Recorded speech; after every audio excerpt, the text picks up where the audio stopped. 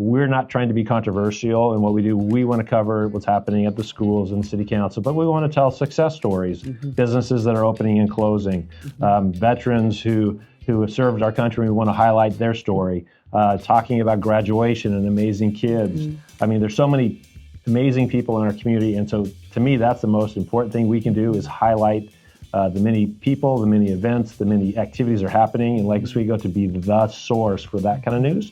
And also, again, if we can be the trusted source for providing information about what's happening at City Hall or at your local school, then my hope is that people are more informed about what's going on. They can be part of the solution if they're worried about something versus being surprised or unaware because they don't pay attention. And I think what makes Lake Oswego special is the fact that we reach a majority of the community through our different media outlets or assets.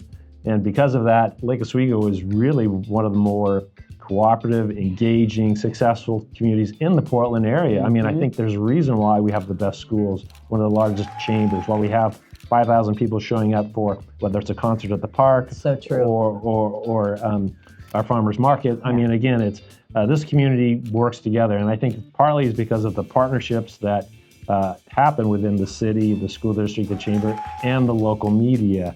I always like to think that we're different than, nothing against TV or radio, but we're here in Lake Oswego. We care more. If I run into you at the store at Safeway and you say, Brian, that was not a good story, I have to answer to you. It's more personal to me. And so that's why it's real critical that we take care of our community. We want to be fair and balanced, but we're going to have to write some hard stories sometimes, but we want to make sure we can stand up and stand behind whatever we write. And so that's why telling the stories are so important. And that's why, again, we want to be a little different. And so it's not our job to create controversy. I hate controversial stories. It doesn't do me any favor. It just gets people angry at me.